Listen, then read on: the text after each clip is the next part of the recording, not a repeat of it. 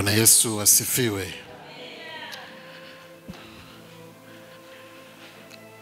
Sasa ni wakati wa neno la Mungu. Kama ambavyo mtumishi wa Mungu amekwisha kumwalika Mungu kwa ajili ya kipindi hiki sasa. Mungu wetu mzuri. Kitabu cha Luka mlango wa 10 au sura ya 10 mstari wa 38 hadi wa 42. Na baadaye tutasoma kitabu cha Ufunuo sura ya 3 mstari wa 20.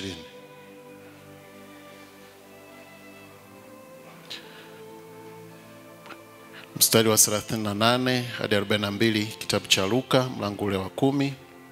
Nasoma kwa jina la Yesu. Ikawa katika kuenenda kwao, aliingia katika kijiji kimoja. Mwanamke mmoja jina lake Martha alimkaribisha nyumbani kwake. Naye alikuwa na umbu lake aitwaye Mariamu, aliyeketi miguuni pake Yesu, akasikiliza maneno yake. Lakini Martha alikuwa akihangaika kwa utumishi mwingi. Akamwendea akasema, Bwana, huoni vibaya hivyo ndugu yangu alivyoniachia nitumike peke yangu? Basi mwambie anisaidie. Bwana akajibu akamwambia, Martha, Martha, unasumbuka na kufadhaika kwa ajili ya vitu vingi, lakini kinachotakiwa ni kitu kimoja tu. Na Mariamu amelichagua fungu lililo jema, ambalo hataondolewa. Kitabu cha Ufunuo wa Yohana.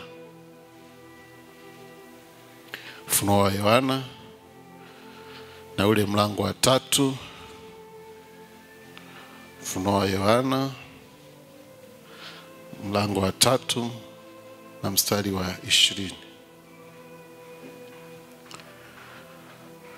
Nasoma kwa jina lake Yesu. Tazama, nasimama mlangoni nabisha. Mtu akiisikia sauti yangu na kufungua mlango, nitaingia kwake, nami nitakula pamoja naye na yeye pamoja nami. Haleluya. Bwana Yesu asifiwe. Habari hizi za Martha na Mariamu, hawa ndugu kitaka kujua pia habari zao zaidi kwenye Injili ya Yohana. Kaka yao alikuwa anaitwa Lazaro. Lazaro aliugua siku kadhaa, na Bwana Yesu alipewa taarifa. Lazaro pia alikuwa ni rafiki wa familia hii, wa Bwana Yesu katika hii familia ambayo ilikuwa ina Martha, ilikuwa ina Mariamu, ilikuwa na Lazaro. Ndio Biblia inawatambulisha hao katika hiyo familia. Na wakati huo Lazaro alikuwa ni mdhaifu sana, mahututi. Bwana Yesu akapewa taarifa, rafiki yako hawezi. Na baadaye akaambiwa rafiki yako amelala. Na baadaye alikwenda kumfufua. Ndio hii familia tunaongea habari ya Martha na Mariamu. Sasa hapa tumesoma ikawa katika kuenenda kwao. Manake kuenenda kwa Bwana Yesu pamoja na wanafunzi. Wakaingia katika kijiji kimoja ambacho alikuwa anaishi Martha na Mariamu. Martha akamkaribisha Yesu nyumbani kwao. Sasa sijajua ni nyumbani kwa familia ama ni nyumbani kwa Martha. Anawatunza ndugu zake Mariamu na Lazaro, au ni nyumba wanashare kama familia. Lakini maandiko yanamtambulisha Martha akamkaribisha Yesu.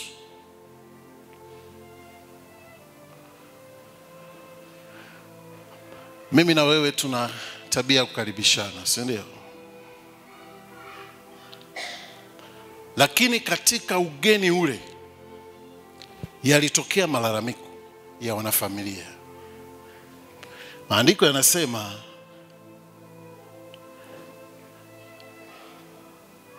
naye alikuwa na umbu lake anaitwa Mariamu, aliyeketi miguuni pake Yesu akisikiliza maneno yake. Lakini Martha alikuwa akihangaika kwa utumishi mwingi. Akamwendea akasema, Bwana, huoni vibaya hivyo ndugu yangu alivyoniachia majukumu yote ya familia, naye amekaa tu? Sasa tuangalie huu ugeni ulikuwa wa namna gani. Ukiangalia vizuri, kwanza maandiko yanasema ikawa katika kuenenda kwao.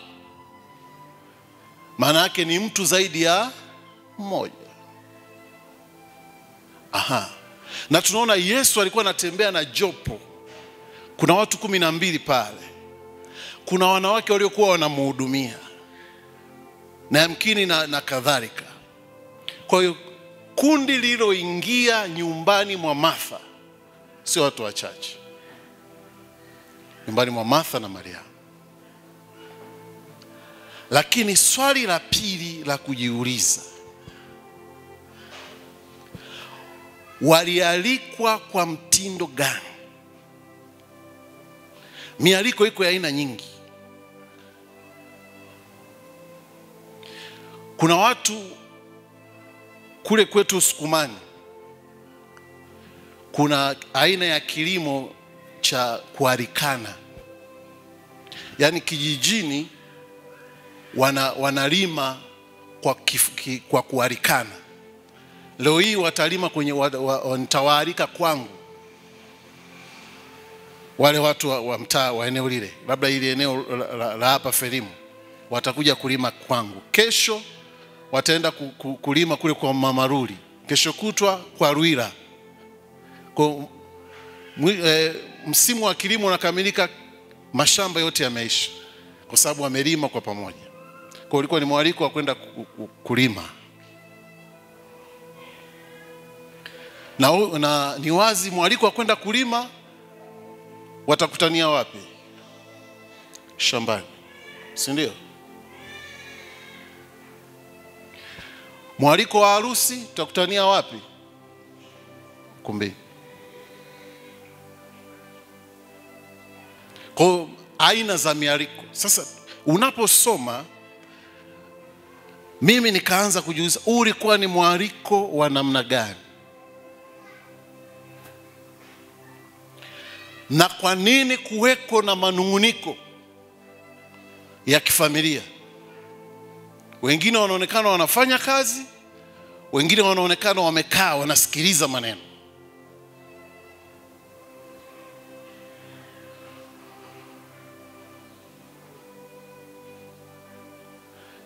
Kwanza nizungumzie tu swala la mwaliko. Huyu Martha anayemlalamikia Mariamu, maandiko yanasema alimkaribisha Yesu nyumbani kwake.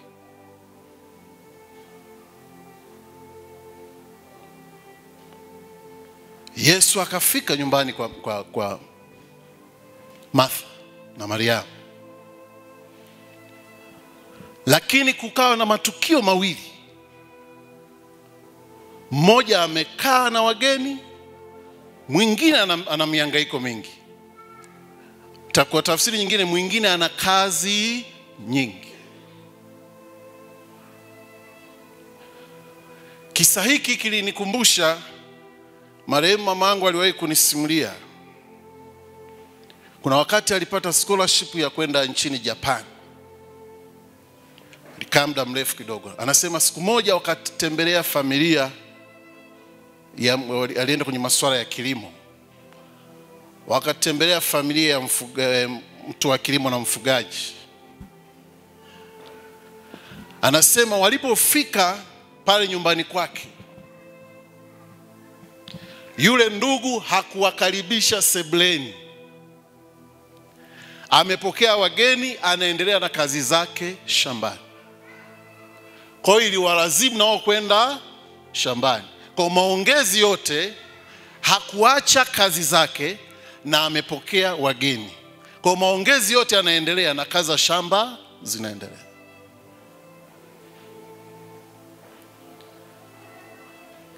Sasa sijui kwa mimi Mtanzania wa leo, nimekupa taarifa na kuja nyumbani kwako Mamrisa. Nafika nyumbani, aidha umenialika au nimekutaarifu ninakuja. Nafika nyumbani, wewe unaendelea na shughuli za kupukuchua mahindi nje ya jengo lako, sisi wageni tuko sebleni. Sijui kwa sisi wa Tanzania tutajisikiaje. Ni wazi tutajisikia vibaya. Kwanza muda si mrefu tutakufuata ulipo, tutakuaga kwamba tumekuona, Mungu akubariki, naomba twende. Kwa sababu hatujaridhishwa na mapokezi yako. Martha amemkaribisha Yesu nyumbani, lakini maandiko yanasema, lakini Martha alikuwa akihangaika kwa utumishi mwingi, hana muda na wageni.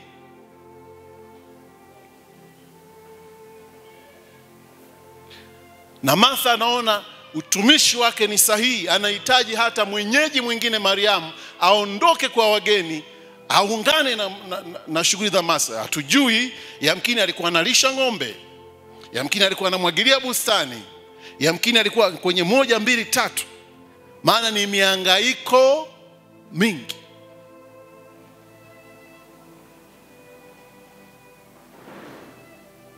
Ambayo aliona sasa analemewa na mihangaiko hii. Ndipo anarudi kwenye kikao pale sebleni. Hatujui alikuwa sebleni au maeneo gani, kwenye ukumbi wa kutosha wageni wote. Chukua 12, 13 Bwana Yesu, weka na wanawake hata 4, 5 waliokuwa wanaambatana. Almost watu wasiopungua 18 kwenda 20. Waliingia pale nyumbani. Lakini mwenyeji hana muda nao. Martha anataka kumuondoa hata Mariamu ambaye ameonyesha kujali wageni. Na ugeni huu nimejaribu kuufikiria, itakuwa Martha alimwalika Yesu waje wafanye ibada nyumbani kwake. Unaweza ukaligundua ukifuatilia malalamiko ya Martha yanatokea wapi. Maana Mariamu yeye alikuwa anamsikiliza Yesu. Maana yake ilikuwa kuna mafundisho na mahubiri yanaendelea. Maana huyu kaalika ili jopo lije lifanye ibada nyumbani mwake.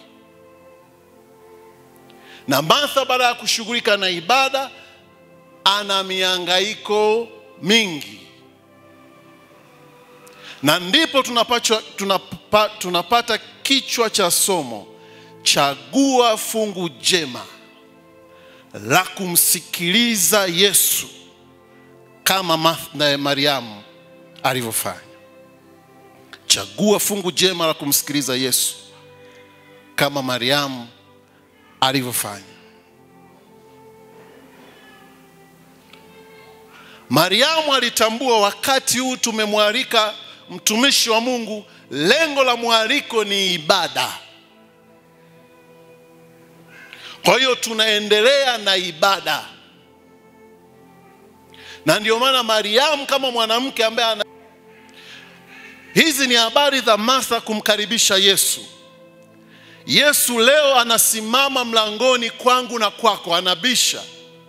Na anasema mtu akifungua mlango nitaingia kwake, na akiingia kwetu atakula nasi, atakunywa nasi.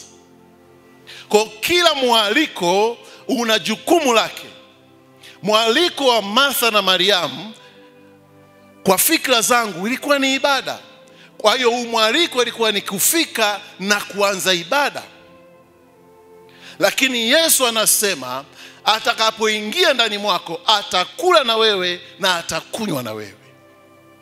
Tulipomwamini Yesu kama Bwana na Mwokozi wa maisha yetu, ndipo pale tulipofungua mlango na Yesu akaingia ndani mwetu. Yesu kuitikia mwaliko na kuingia ndani mwetu ni jambo lingine, lakini kukaa na Yesu ndani mwako ni jambo lingine, na kumsikiliza. Yamkini Mungu ameleta neno hili kwa kuona kwamba wengi tumemkaribisha Yesu katika maisha yetu, na Yesu ameingia ndani yangu na ndani yako, lakini hatuna muda wa kumsikiliza. Yesu yumo ndani, lakini haumsikilizi.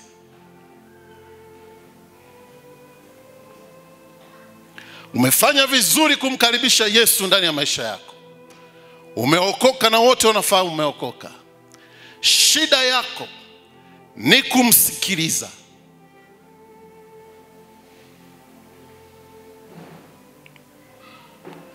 Anamwambia Martha, Martha, Martha. Ukiichukua kikiuhalisia hiyo kauli, Martha, Martha, hiyo kauli ina hisia fulani. Martha, Martha, maana ndani yake kuna huzuni. Umenikaribisha unijali, umenikaribisha unisikilizi. Unayohangaika nayo hayakufikishi mbali, ungenisikiliza. Mariamu amechagua fungu jema ambalo hataondoshwa. Martha, Martha, Martha, Martha. Yesu ananena nami na wewe kwa hisia. Martha, Martha, umenikaribisha kwako, lakini huna muda na mimi. Martha, huna muda wa kumsikiliza Yesu. Anasema Martha, Martha. Hiyo ni kauli ya huzuni inayotoka katika moyo wa Mungu. Martha, Martha. Bwana akajibu akamwambia, Martha, Martha, unasumbuka na kufadhaika kwa ajili ya vitu vingi. Vitu vingi vinakufadhaisha. Vitu vingi vinakusumbua. Mwanadamu ana asili ya kusumbuka na vitu vingi.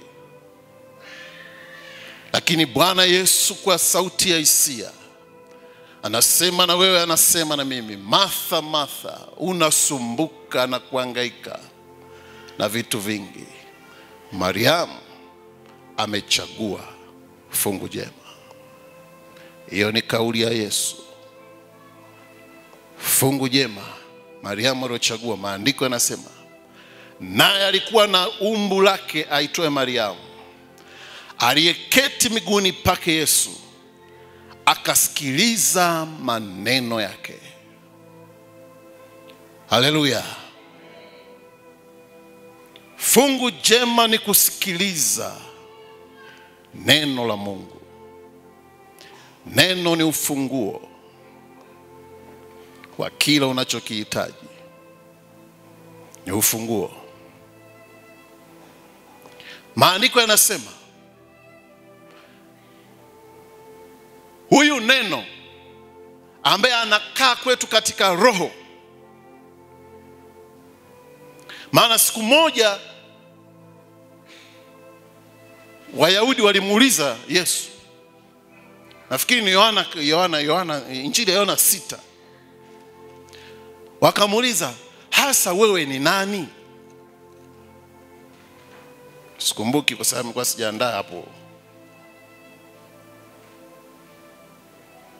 Waliuliza, hasa wewe ni nani?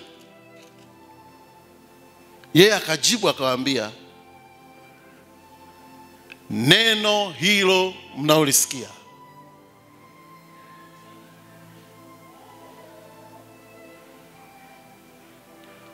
Na anasema maneno nayowaambia haya ni roho.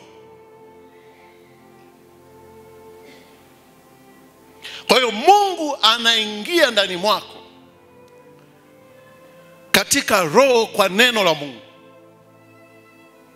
Ndio maana kuna wakati mitume walipokuwa wanahubiri, walipomsikiliza Paulo na maneno yake, wakajazwa Roho Mtakatifu. Maana neno la Mungu ni roho, ni Mungu mwenyewe. Ndani yetu anakaa kwa mfumo wa Roho Mtakatifu. Na huyu roho anapokaa ndani, maandiko yanasema anatutamani. Ndio maana anamwambia Martha, Martha, Martha. Hiyo ni kauli ya huzuni. Yakobo anasema huyu roho alikaa ndani yenu. Yakobo 4. Bwana atusaidie. Pata hisia. Pata hisia pale Yesu anapokuhitaji halafu una muda naye. Martha, Martha. Sijui kama unamuelewa Mungu anayesema na wewe. Tunataka mengi. Tunatamani vitu vingi. Lakini kama hatutengi muda wa kumsikiliza, unahangaika na kufadhaika bure. Anasema Yakobo 4:5, au mwadhani ya kwamba maandiko yanasema bure? Huyu roho akae ndani yetu, yani ameshaingia. Huyu roho sio anabisha kama tulivyosoma kwenye Ufunuo Yohana 3:20 kwamba nasimama mlangoni nabisha. Lakini huyu roho ambaye ameshaingia ndani yetu,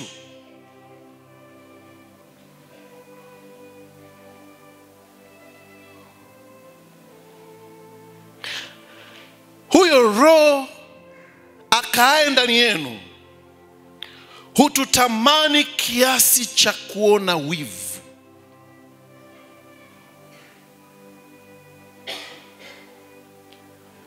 Roho aliye ndani yangu, roho aliye ndani yako, Roho Mtakatifu ambaye nilimkaribisha, anasema akiwa ndani yangu, huyu roho, maandiko anasema huyu roho akae. Sio roho abisha ili aingie. Tayari ameingia, akae ndani yetu. Hututamani kiasi cha kuona wivu. Anatamani nini? Yesu anamwambia Martha, Martha, Martha.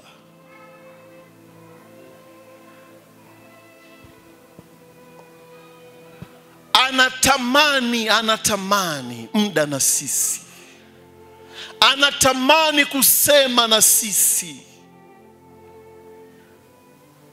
Kiasi cha kuona wivu. Kwa nini anapata wivu? Unaujua wivu?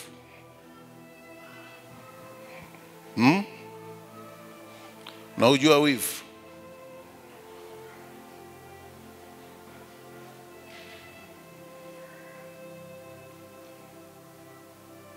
Empata picha. Mimi niko hapa.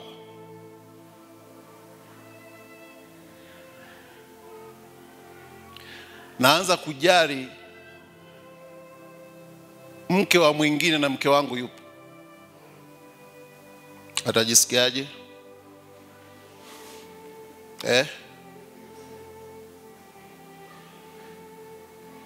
nampa lifti kwenye gari yetu mke wa mwingine, mke wangu namwacha, mbona si utakuja tu, si nyumbani unapafahamu, ngoja ni sogeze hao.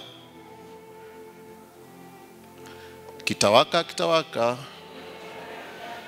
na sio dhambi.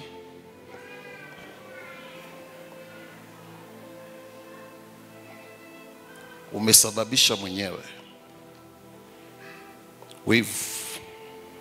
Hata Mungu ana wivu. Ndio anakuambia sio dhambi, ni haki yake.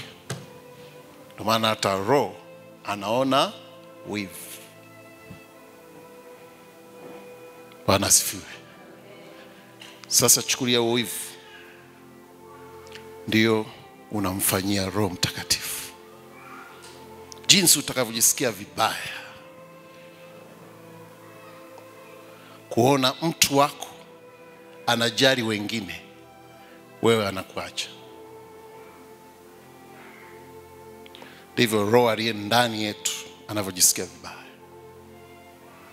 Ndio maana kwa sauti ya uchungu anamwambia Martha, Martha, Martha. Maneno haya Mungu anasema na wewe. Wewe Martha unayenisikiliza, Mungu anatamani kuwa na muda na wewe. Wewe huna muda naye na yuko ndani yako. Umemkaribisha lakini huna muda naye. Maana anathibitisha kwamba yeye atakaa ndani yetu. Anasema huyo Roho kwenye Yohana 14, Injili ya Yohana 14,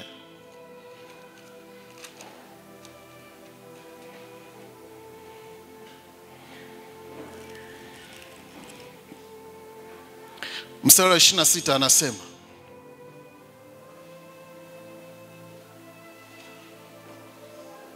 lakini huyo Roho, huyo msaidizi, huyo Roho Mtakatifu ambaye Baba anampeleka kwa jina langu, huyo Roho atawafundisha yote. Kwa nini anaona wivu? Kwa sababu hana muda na wewe wa kukufundisha, na wewe huna muda wa kufundishwa. Kwa ameingia ndani mwako, yuko loose. Anaona wivu. Saa ngapi ninaenda nitamfundisha huyu? Akitaka kufundisha uko kazini, akitaka kufundisha uko kwenye vikao, akitaka kufundisha uko kwenye TV. Anaona wivu, hana muda na wewe. Martha, Martha, una mahangaiko mengi. Lakini anatamani akiingia ndani mwako apate muda wa kukufundisha. Na maandiko yanaendelea pale kwamba wakati mwingine atakukumbusha. Yaani iko faida ya kuchagua fungu jema kama alivyochagua Mariamu. Maana Mariamu alipata muda wa kufundishwa na alipata muda wa kukumbushwa. Kuna wakati mwingine tunasahau mambo kadha wa kadha ambayo Mungu alikwisha kutuambia. Anakukumbusha. Iko raha ya kukumbushwa jambo ulilosahau.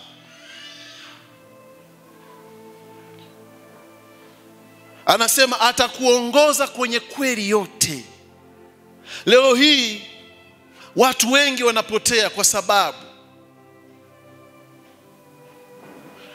hawana muda wa kumsikiliza waliyemwamini. Wanasikiliza watu wengine. Lakini tukitoa muda wa kumsikiliza Yesu, atakueleza kweli yote.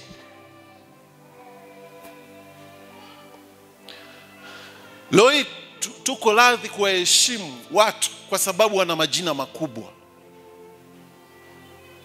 wana elimu kubwa katika imani, wana makanisa makubwa. Tukafikiri kwamba hawawezi wakawa wana neno lenye kupotosha. Lakini kama Yesu aliye ndani yako una nafasi na muda wa kumsikiliza, utajua huyu pamoja na kanisa kubwa na jina kubwa anayoyaongea ni upotofu. Maana ndani yako Roho Mtakatifu aliye ndani yako anakufundisha.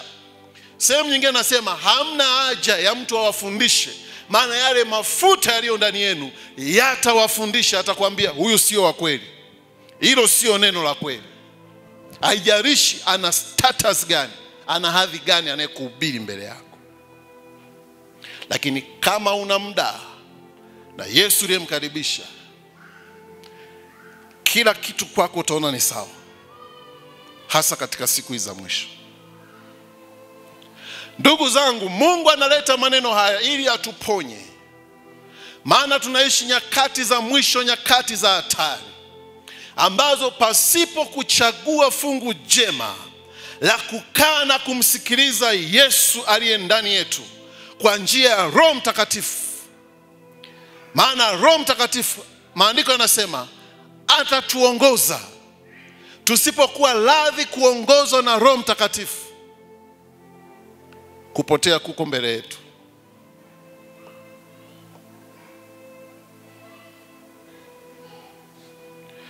Tunahitaji kuyaponya majeraha ya Roho Mtakatifu ya wivu. Anatutamani kiasi cha kutuonea wivu. Hatuna muda na Roho Mtakatifu. Na mtu ajisikii vibaya. Nilikwambia mimi wakati kabla sijajazwa Roho Mtakatifu, Mungu aliweka wivu ndani yangu. Kwa nini wengine wajazwe Roho Mtakatifu, mimi nisijazwe? Niliwasumbua wachungaji niliokuwa nakutana nao, haijalishi ni wa kweli au si wa kweli. Nilihakikisha kila mchungaji, madamu ana nafasi ya kunena habari za Roho Mtakatifu, nikisha msikiliza amenena habari za Roho Mtakatifu, ninamfuatilia anisaidie nijazwe Roho Mtakatifu. Maana niliona ana thamani sana kwenye maisha yangu ya imani. Nikakushuhudia siku moja, ili nipelekea kwenda maeneo na kusikiliza habari za vituko vingi. Nilikuwa nikisikia habari za Roho Mtakatifu kwenye mikutano ya Injili. Wakati huo nilikuwa nasoma Nairobi. Wakisema mnaotaka kuokoka njoni, tutawaombea na Roho Mtakatifu. Ninanyoosha mkono kana kwamba ni muamini mpya anakwenda kuokoka.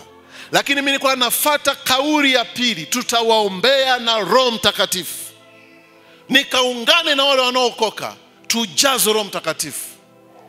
Nikapata marafiki wa hudumu wa kike kama 3 hivi. Wakaniambia siku moja tutakupeleka beach. Baada ya beach tunaenda ibada. Sasa mimi beach siku moja nimeenda Nairobi pale beach moja. Nikaona mazingira ya beach. Nikasema wale wadada walikuwa wanamaanisha hivi. Ndio tutakuwa mtindo huu. Tumevaa style hii. Afu baada ya ibadani, nini kinaniponza? Roho Mtakatifu aingie ndani mwangu. Ningeenda beach, labda ningejazwa kule kule.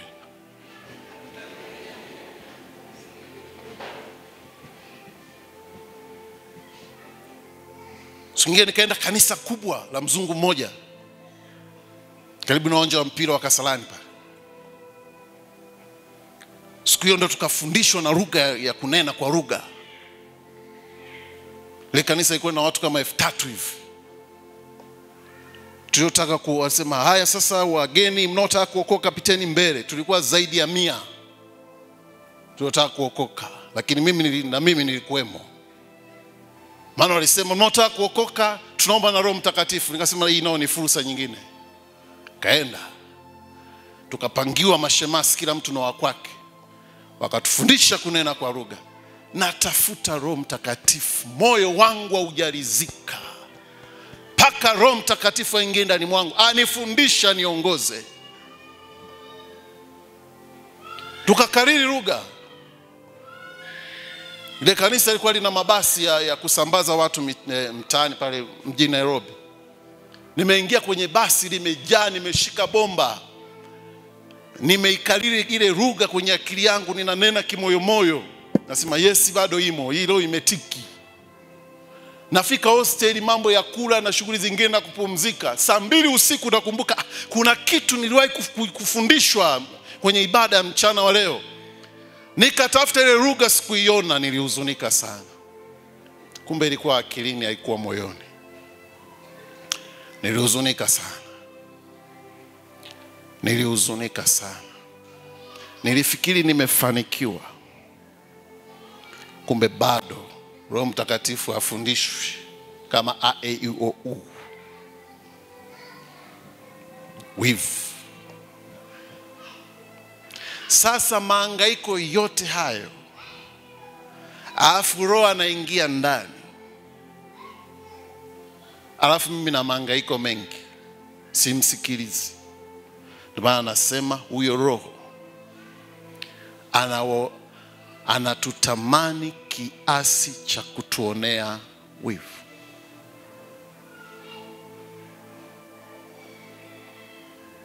Una muda gani na Mungu? Unampa nafasi kiasi gani Roho Mtakatifu? Unaye ama huna?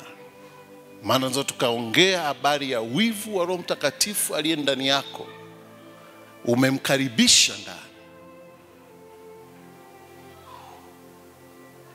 lakini humsikilizi. Na yamkini wengine hata ndani hajaingia na wala huna mpango naye, lakini huyu Roho kazi yake atakufundisha, atakuweka kwenye kweli yote, atakukumbusha. Anasema hata mambo yajayo atakujulisha. Kwenye Yohana 16 mstari wa 13 anasema atatujulisha habari za mambo yajayo. Jamani, Roho Mtakatifu ukimpa nafasi na kumsikiliza, kwanza yeye ni nguvu. Anakupa hali ya kujiamini, maana ni Mungu ndani yako. Maandiko yanasema Mungu akiwa upande wetu, ni nani aliye juu yetu? Anasema nanyi mtampokea Roho akija juu yenu, mtapokea nguvu. Kwa utakuwa una uhuru fulani kwa sababu una nguvu ya Mungu imekuzunguka. Alafu anakujulisha mambo yajayo. Mara nyingi mtumishi wa Mungu anatuambia mwezi huu uko 1, 2, 3. Ndugu zangu, sio maigizo, sio matamko yanayotoka hewani, ni taarifa kamili za kimungu ambazo mtu ambaye anatoa nafasi ya kumsikiliza Yesu aliye ndani yake kwa njia ya Roho Mtakatifu anamjulisha mambo yajayo. Atakujulisha hata mgeni uliye naye, atakujulisha hata safari uliyo nayo.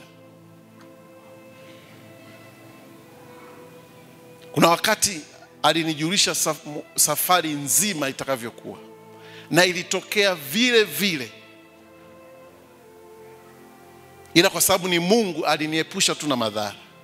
Yani yote aliyokuwa yatakayotokea kwenye safari,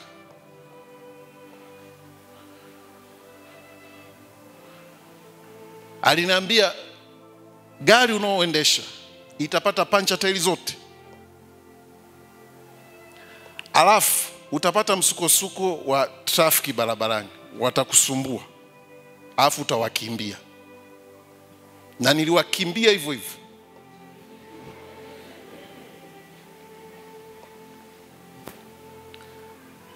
Yani yale aliyonijulisha yajayo ndivyo yaliyotukia. Kwa hiyo kanisa, kuna wakati tunakosa baraka za kimungu kwa sababu tunahangaika na vitu ambavyo mwisho wake ni sifuri. Anaambiwa Martha, unahangaika na mambo mengi. Mariamu amechagua fungu jema. Angalia mahangaiko ulionayo.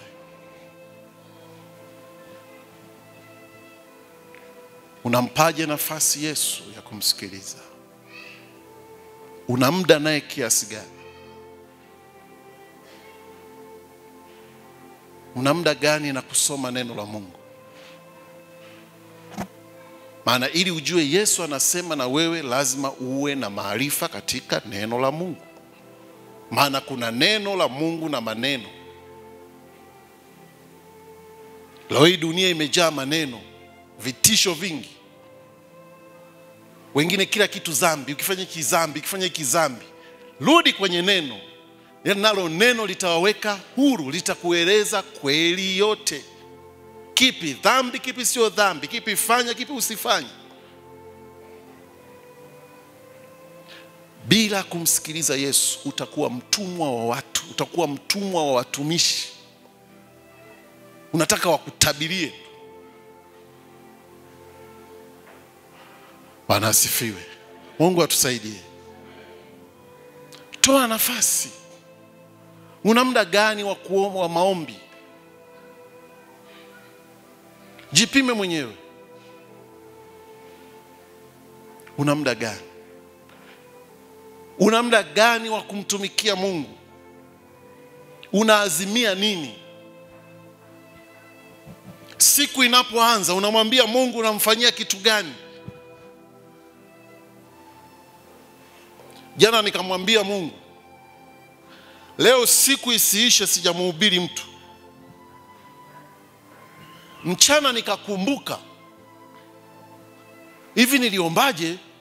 Leo siku isiishe sijamhubiri mtu. Nikasikia moyoni pana haha, ambayo hii lazima itimie hii. Haiwezekani nikapita siku bure bure hivi.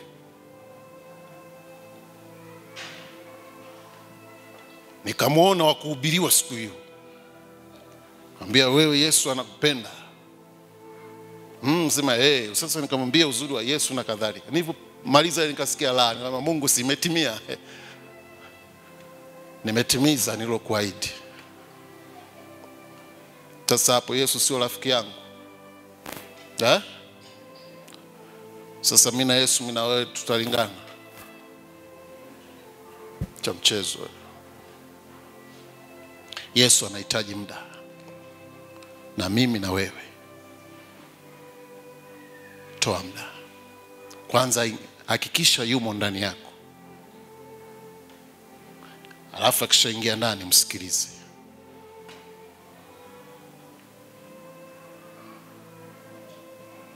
Chagua fungu jema, msikilize Yesu. Tusimame. Chagua fungu jema.